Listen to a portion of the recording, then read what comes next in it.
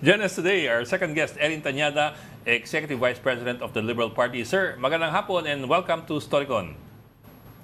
Good afternoon, Hi. Ed, Regina, and Ami. Okay. Sir, first things first, confirm ko lang yung title nyo. You are still EVP for the Liberal Party? Well, I'm the acting president of the Liberal Party since Kong Edsel passed last January. Okay. So acting president na, sir. Okay, thank you. Okay, sir. Sir, you had an interview earlier this morning with the Morning Matters where you said na hindi pa parang wala pang desisyon yung usapin ng kusasama sa supermajority yung Liberal Party, but you apparently said that you guys are open to an alliance, if I'm getting that right, with the supermajority. Is that correct? Well, let's put it this way. We had a meeting last week of the incoming congressman-elect for the 20th Congress. And we were discussing the issue of the invitation of the current speaker to join the majority. And of course, it was a healthy discussion, but at the end of the day, one of the issues that Oh, sir. I'm freeze. I think I'm you. freeze. Yes, sir. Sir, I think we lost you. Sir, could you repeat that? There you are. Sir, pakiulit, sir. Yes. Naputol kayo. Kaya na, okay na. yes, if we would either vote as a block or we would leave it to the Individuals. conscience of the members of the party. And so at the end, we decided, well, the congressman-elect, I was just facilitating the meeting, decided to table the issue until Senator-elect Kiko Pangilinan, who is the chairman of the Liberal Party, returns from the United States. Pero sir, what is the party position as far as... kasi sometimes the party does take positions. Are members allowed to take contra positions to the party? Kasi in the last administration, for example, there was a case of Stella Kimbo, who was a member of the party, I think, until 2023, even though she was clearly already with the supermajority. And the party said na parang the tradition of the LP is to allow members to take independent views, which may be dissenting which may not be in agreement with the party. Pero yun, also the question, where does party discipline also come in? And where does the party position come in? Well, that is the question that was put up in the meeting. Do we vote as a block, or do we allow our members to, well, they're basically they are only 7, no, to decide themselves on what would be they would feel is the best interest with regard to their legislative districts. Also, we have to consider that. The 6 members of Congress right now have specific legislative responsibilities, no, especially in their districts, and so they have to weigh this.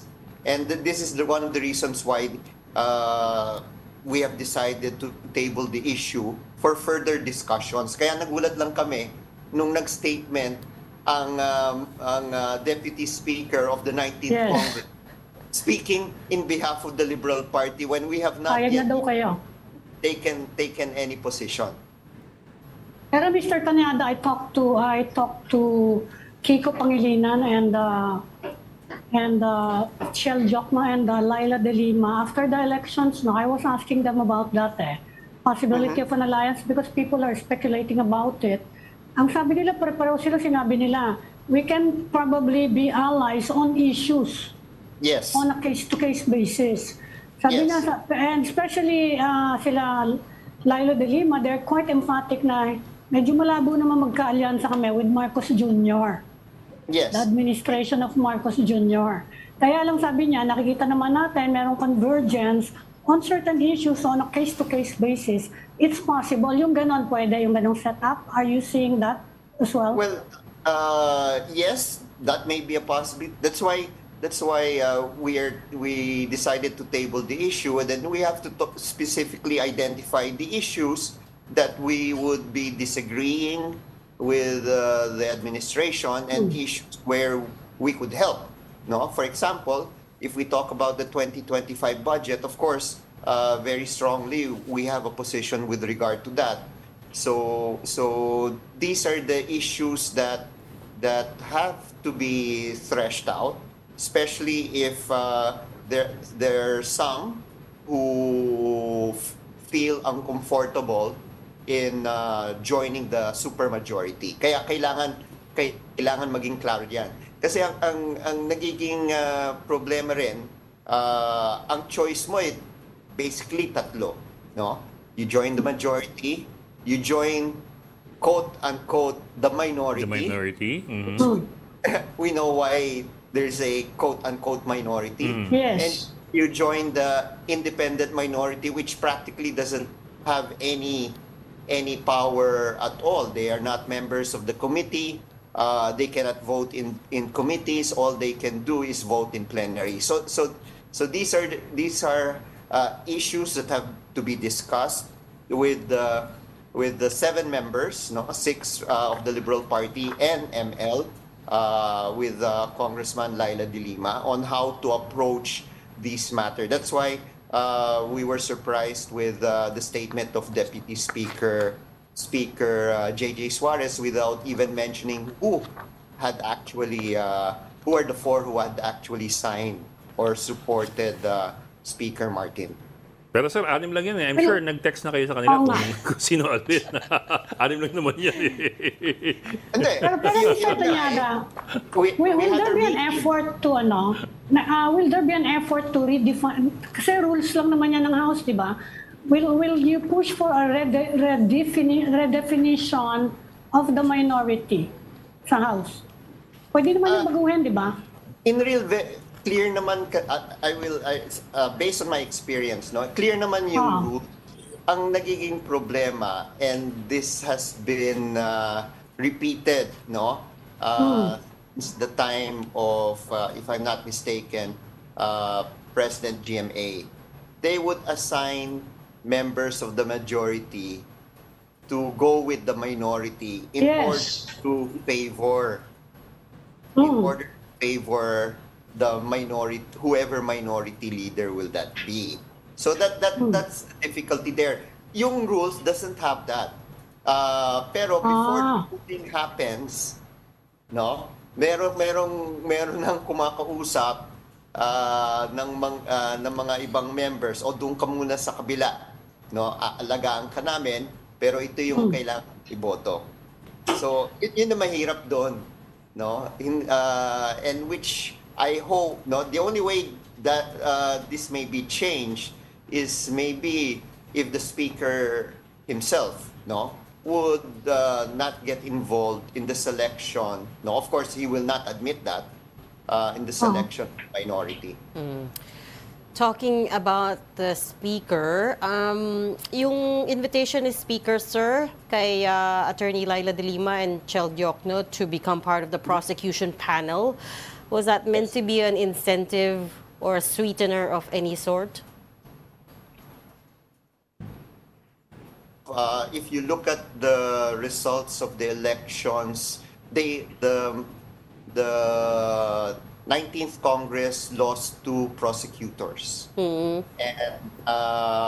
since basically it will be the 20th Congress that would prosecute the case, then I think the speakers saw Chel Diokno and Laila de Lima as potential, no, substitutes for the Congress persons who lost in the elections.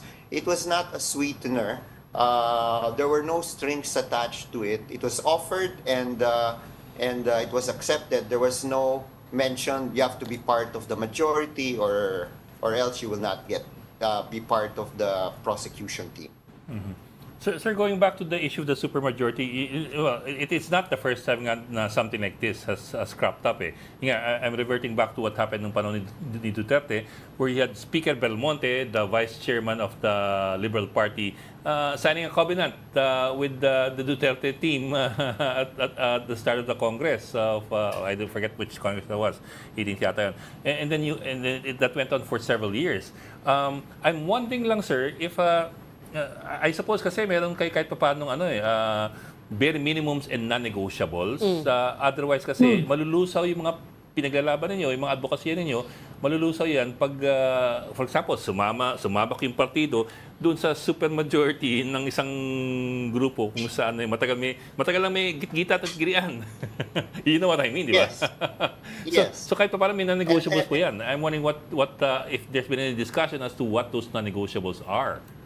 Well, that's why we decided to table the issue further because we will have to identify.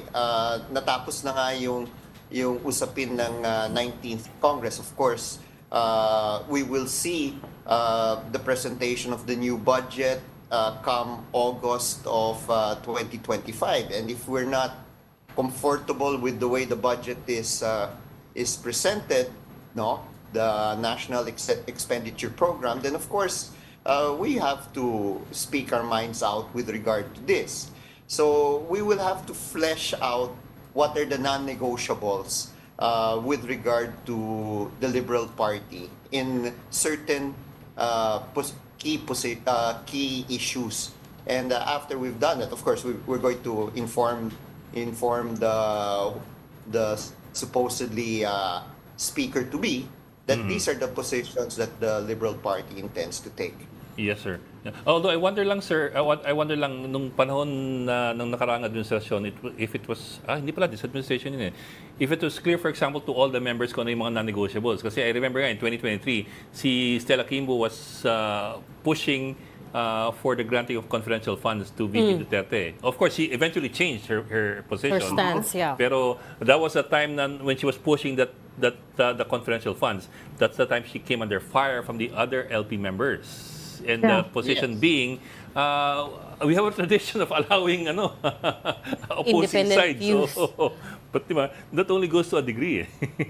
So this is the reason why the issue of whether we vote as one comes in. No, do we vote as a block? The six LP members and ML vote as a block.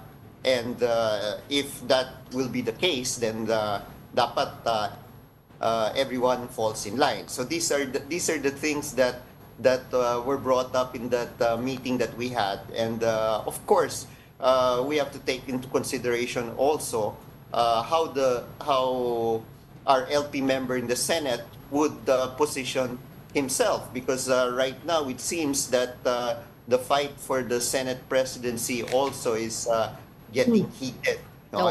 It's not only a 2-race, it might be even a 3-race contest. So it will greatly affect also the position of Senator Kiko at the end of the day. Sino yung third Mr. person, Tañada, sir? Kumusta yung Wait, sino yung Well, third person na alam niyo, sir? Well, Sa I Senate would say- presidency race. I would say maybe the Duterte bloc might consider putting up a candidate for Senate presidency. Senator Kiko Pangilinan is not interested? Or No. Senator-elect Bam Si Aquino? Si Bam ang naririnig ko. Bam, Pero tatanungin ko, how's the consolidation of the opposition? Are you reaching out to other groups? Kasi of course, at this point, everyone's talking now about 2028 eh. And considering the performance of the candidates ng opposition, traditional, during the midterms, syempre nag-uusap-usap ngayon. Are you building on the gains, and are you talking to other groups, politics is addition? Are you talking, for example, to the PDP camp nila former, well, she's still a senator, Senator Coco. And kumusta meron bang, are there even any moves for consolidation? Well, of course, if you look back at the 2022 experience, there was some sort of a last-minute tent that gravitated towards VP Lenny. And so we have to slowly build the blocks quietly. Because iba't ibang grupo ito eh. You have to earn their trust, if they're willing to first talk with you, consider the possible scenarios. Okay, if they're willing to talk to you, then maybe next, are they willing to take part in helping choose one candidate, a selection process for that matter, before we even talk about candidates. Kasi mahirap kung uunahin natin yung kung sino yung maganda yung showing sa election, no? Or kailangan may proseso na kailangan dumaan yan. And I would always go back to the experience of the conveners group in 1985, no, when there were also several opposition leaders who were interested in running, and they had to go through a selection process. And I think that is the track that we should take. And of course, it's a matter of building trust. Yeah, kung sino man ang magsisimula nito, kailangan pinagkakatiwalaan ng iba't ibang grupo. The hard work of coalition building. We're going to have to leave that there for now. Thank you so much for joining Storycon this afternoon. That was Erin Tañada, acting president of the Liberal Party. Thank you, sir. Thank you, sir. Thank you. Thank you, sir.